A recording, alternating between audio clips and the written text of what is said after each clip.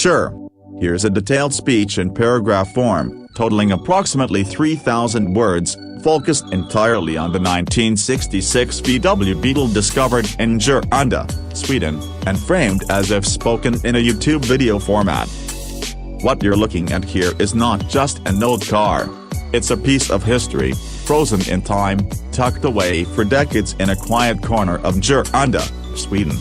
This 1966 Volkswagen Beetle sat untouched for what appears to be over 30 years, gathering dust, surrounded by the kind of silence that only accumulates when a machine designed for motion is robbed of its purpose. The moment we opened that old barn door and saw the familiar curves of the Beetle beneath the thick layer of dust, it was like stepping into a time capsule. It's not every day that you come across a vehicle like this, in this condition, in this kind of setting. The first thing that strikes you is the unmistakable shape.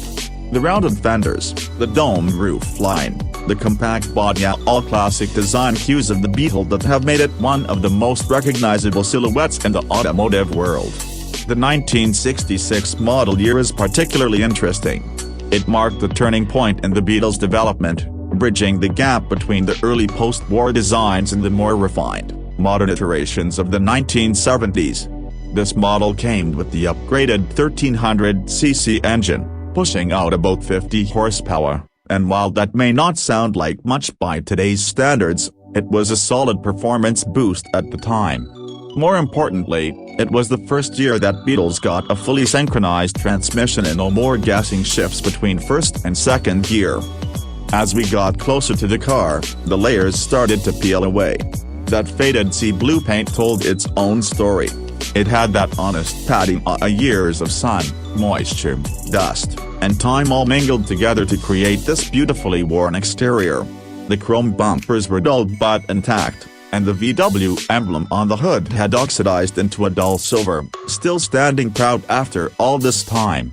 We couldn't help but imagine the last time this car had seen the road what music was playing on the radio, who was in the passenger seat, where it had last been driven. It was like meeting a long-lost friend, one who had 1,000 stories to tell but needed help remembering them. Opening the door released the scent that any car enthusiast will recognize immediately: a dust, aged vinyl, and a faint trace of motor oil. The seats were surprisingly well preserved, the upholstery cracked but mostly intact. The dashboard still had its original knobs and switches, with the speedometer sitting prominently behind the thin-rim steering wheel. The simple, functional interior reminded us of a time when cars weren't overloaded with digital distractions, saw just the basics: speed, fuel, and a connection to the road. Under the rear hood, the air-cooled flat-4 engine sat like a stubborn relic, coated in grime but complete. No rodents had nested inside, and though the rubber hoses were brittle and the belts had long given up their elasticity, it looked like it wanted to run again. That's the beauty of these engines. They're simple, rugged, and incredibly easy to work on compared to modern cars. It's no wonder Beetles became a favorite of DIY mechanics and car lovers the world over. We started our initial inspection, running our hands over the bodywork, noting the areas that would need attention, as some rust around the wheel arches, pitting on the undercarriage, and a bit of corrosion near the battery tray, which is typical for Beetles of this age. But overall, the integrity of the chassis was sound. No major accident damage, no severe structural rot. This car had been sheltered just well enough to avoid the worst of the elements, and that gave us a solid foundation to work with. What's fascinating about a barn find like this is how much it challenges your expectations. You think you're going to find something barely worth saving, but then you start uncovering little gems: original parts, factory stamps, untouched wiring. It's like archaeology with the wrench. We pulled the floor mats and found the original Wolfsburg crest pressed into the metal. We opened the glove box and found a faded service booklet from the late 70s, complete with handwritten entries and dealership stamps from local garages.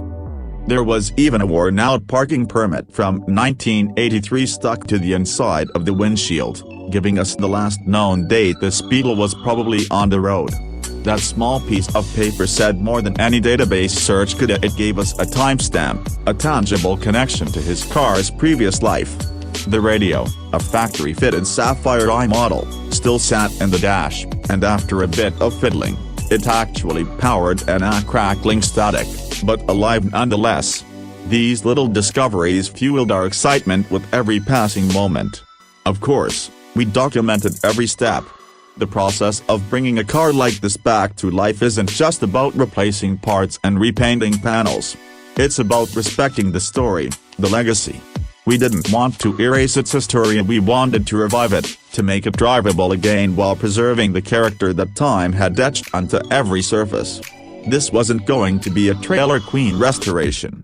We aimed for a sympathetic revival to clean it up, get it running, make it safe and functional, but leave as much of the original as possible. As we started tearing into the mechanical components, we kept finding signs that this car had been loved. The carburetor was an aftermarket unit, likely fitted during its last years of use for a bit more reliability. The distributor had newer internals, and the exhaust, though rusted now, had a custom flange welded on. Someone had clearly tried to keep this Beetle going long after most cars of its era had already been scrapped. The wiring harness needed work. Of course, the 30-year-old insulation doesn't hold up well, but we were able to trace most circuits without too much guesswork. The fuse box was still labeled, and the battery tray, while corroded, hadn't collapsed. That made our job easier when we swapped in a new battery and tried spinning the engine. It turned over sluggishly at first, but with a bit of oil down the cylinders and a lot of optimism, it eventually cranked with purpose. Fuel lines replaced, fresh plugs installed, carb rebuilt, and timing checked. We went for a test fire. And there it was. A sputter, a cough, and then that unmistakable putter of the air-cooled flat 4.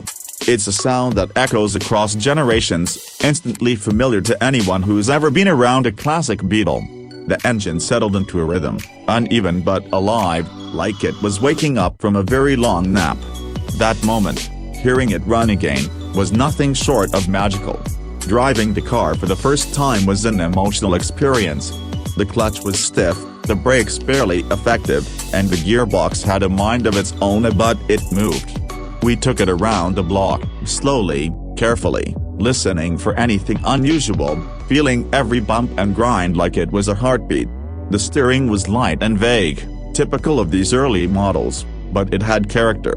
Every creak and groan added to the symphony of revival. With the car running again, we turned our focus to the exterior. We didn't want a showroom finish. This car earned its scars, and we weren't about to hide them. We gave it a deep clean, hand-polishing the original paint where it survived, and applying a protective wax to seal in the patina. The chrome got a careful buffing, and the old hubcaps, each with their own dents and dings, went back on the slotted steel wheels. We sourced period-correct tires and realigned the suspension to stock spec. The result was stunning, and not in a flashy, rush-toward way, but in an honest, time-worn kind of beauty. We reassembled the interior with care. The seat springs were repadded, not replaced. The original floor mats, cleaned and conditioned, went back in. We fitted new rubber door seals and treated the weathered vinyl with conditioners to bring back some of its suppleness. The headliner, surprisingly intact, stayed as is, complete with tiny pinholes and marks from decades of use.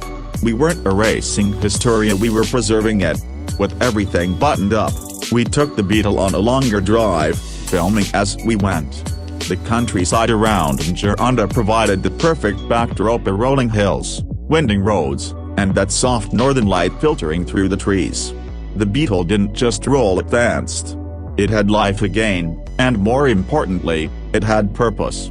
This was no longer a forgotten relic in a dusty barn. It was a functioning car with a story to tell. Throughout this project, the response from the community was incredible. Viewers share their own Beetle story as of first cars, family trips, rebuilds, and road trips. There's something about the Beetle that connects people across generations, across continents. It's more than a car. It's a symbol of freedom, of simplicity, of engineering that prioritizes experience over excess.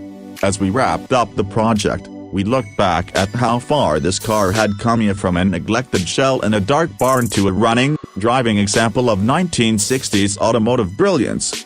Every bolt turned, every panel cleaned, every test drive taken, it all led to this moment. And now, this 1966 VW Beetle has a new chapter. Whether it ends up in a museum, at a show, or simply continues cruising the backroads of Sweden, it's no longer forgotten. If you'd like this turned into a script format, split into scenes, or adopted into subtitles for your video, just let me know.